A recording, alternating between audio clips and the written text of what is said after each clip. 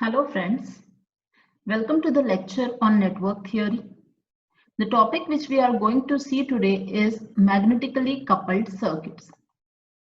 So at the end of this lecture, you will be able to understand the concept of magnetically coupled circuits, define self and mutual inductance, understand the dot convention for analyzing the magnetically coupled circuit. So let us start. What do you mean by coupled circuits? So we have seen many circuits in which we have a voltage source or a current source, and then various components are present like resistor, capacitors and inductors. So they all are physically connected with each other with the help of a conducting wire, and hence they can transfer the energy from one component to other. But if we have two circuits in which the energy transfer takes place from one circuit to the other without having any electrical connection in between them, then such circuits are called as the coupled circuits. The example of coupled circuits can be taken as a transformer.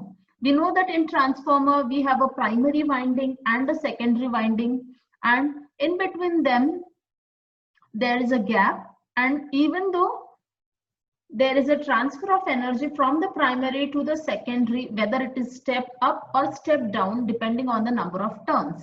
Similarly, there is gyrator, which is again very much similar to transformer, but it is a non-reciprocal device and it helps us to give the phase shift. So such circuits can be considered as the coupled circuits. So to understand the coupled circuits in detail, first of all, we will have to understand the concept of self-inductances.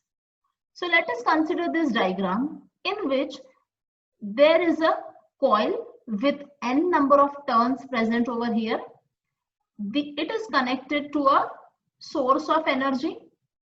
Because of this, the current I will flow through this coil and the voltage V is developed across this coil. Now, as the current flows through it, through the coil, a magnetic flux phi is produced. And this phi generates the voltage V. If the current flowing through this coil keeps on changing, then the flux will also change. So first of all, let us assume that the current I is flowing and the voltage V is developed. The number of turns in a coil is N. Then the voltage developed across the coil will be equal to N into d phi by dt, where d phi by dt is nothing but the rate of change of the magnetic flux. Okay, so the EMF induced across a coil is proportional to the rate of change of the magnetic flux. Now, how this magnetic flux will change? So, the change in magnetic flux is caused by the change in current flowing through the coil. So let us try to find it mathematically, the relation. The rate of change of flux d phi by dt can be written as d phi by di into di by dt. And then in the equation of the induced EMF, V equals to N d phi by dt, we can write as V equals to N d phi by di into di by dt. This is our equation number 3. At the same time, we know that across any inductor, the voltage developed V is given as V is equal to L di by dt. So if we compare the equation number 3 and 4, we can come to the conclusion that the value of L is equal to N d phi by dt. And this parameter L is nothing but the self-inductance. It is measured in the unit henries, and hence L is given by N d phi by dt. The current I is flowing in the same coil and the EMF is induced in the same coil. This is called as the self-inductance. Now coming to the second case, mutual inductance. Mutual inductance is obviously related to something which is occurring between the two coils. So whenever we have two inductors or coils which are in close proximity to each other, it may happen that even though they are not directly connected, but a magnetic flux generated in one coil can cause the current to flow in the other coil. This is something related to the mutual inductance. So mutual inductance is the ability of one inductor to induce a voltage across a neighboring inductor. Let us see it with the help of a diagram. Now there are two cases. Here we have a first coil with N1 number of turns, and in this particular circuit, in the first circuit, we have a source of energy, right? There is a second circuit in which there are N2 number of turns in a coil. Now, as we have seen in the self-inductance, the current I1 will flow through this circuit. It will generate some voltage across this coil. It will have some self-inductance L1. Let us assume that it has developed induced EMF V1 due to the flux phi11 present in the first circuit or the first coil itself. But whatever was the coverage of the magnetic flux, if some other coil is present in that region of magnetic flux, obviously it will induce the EMF in that second coil also. And that is why the overall flux generated by this coil is divided into two components. The one flux which is across the first coil only, and the second flux which is across the second coil. And hence the inductances are also of two categories. The self-inductances in the two coils L1 and L2 respectively, and the mutual inductance between the two coils, that we will see how it is calculated.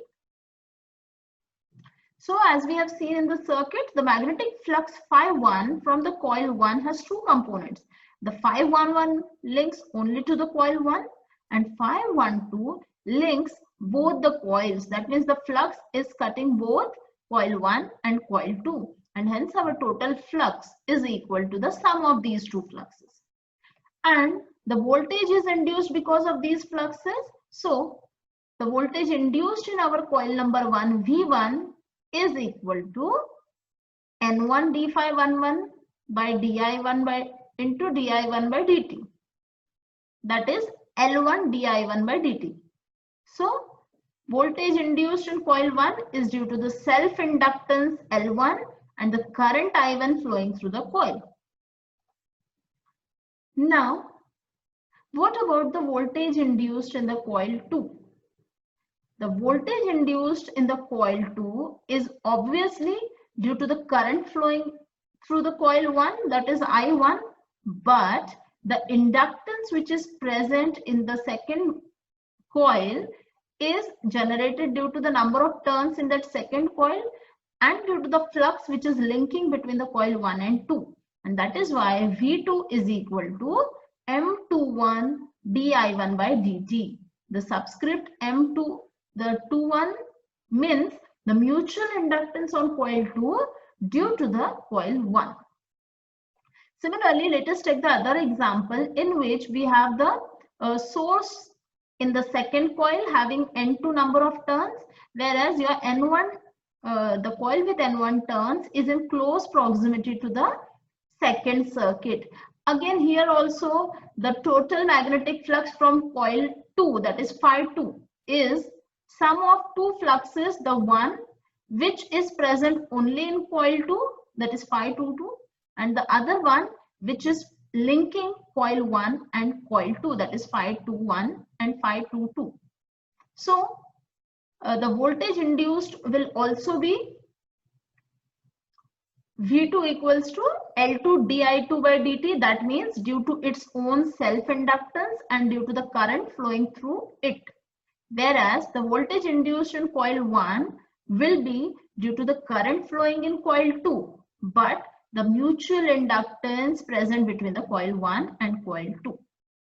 This is the concept of mutual inductance. Now, the two cases which we have seen were having the two circuits with two current which are same, and that is why the mutual inductances which are considered M21 and M12 are same, and that can be called as M. This quantity is the mutual inductance. It is represented by M, and again it is measured in henries. Now, how do we measure how much is the coupling between the two circuits? So, to measure it, we have a constant called as a coupling coefficient. It is measure of the magnetic coupling between the two coils. Now, this coupling coefficient can vary from 0 to 1. If there is no coupling between the two coils, that means there is no inducing of EMF in other coil due to the flux in the first coil, they are not coupled to each other. In that case, the value of coupling coefficient will be 0. If there is a perfect coupling between the two, that means the maximum transfer of energy between the two coils, we call it as the coupling coefficient to be unity. If they are loosely coupled, that means there is a very small linkage of flux between the two coils, then the value of coefficient will be less than 0.5. And if the value is greater than 0.5, we call it as tightly coupled circuits. So the relation between the coupling coefficient and the inductances, basically the value of coupling coefficient depends on the closeness of two coils. The more closer the two coils are, the more will be the value of coupling coefficient. Similarly, it is based on their core, their orientation, and their winding. That means if the number of turns are more, there are more chances of the higher value of coupling coefficient. If their orientation are such that they are aiding each other, then the coupling coefficient will be more, and so on. So the formula for coupling coefficient is given by K is equal to M upon root L1 L2, where M stands for mutual inductance, L stands for self-inductance, and K stands for the coupling coefficient. Now let us see this. If you have two coils and the current flowing through it, how will you calculate the total inductance or the equivalent inductance? So here is the example of two coils which are connected in series, and the current flowing through both of these coils are in the same direction. That means the orientation of the windings is such that the current is flowing in the same direction. It is also indicated by a dot over here. At the beginning of the coil, the current is entering. Similarly, for the second coil also, at the beginning of the coil, the current is entering. Such a type of connection is called a series aid connection. And whenever we have series aid connection, the total or the equivalent inductance of this combination will be given by L1 plus L2 plus 2M. That means the sum of their individual self-inductances and twice of the mutual inductance between them. Whereas on the other side, if we will have the combination, the series connection of the coil, in which the direction of entering of the current is opposite. The current is entering at the dot in the first coil, whereas it is entering the coil on the opposite side for the second coil. In such case, they are called as connected in series opposing connection. And because of that, the mutual inductance which is generated between them will be opposing the equivalent inductance, and hence it is given by the formula L equals to L1 plus L2 minus 2M. So that is the difference between the series aiding and series opposing connection.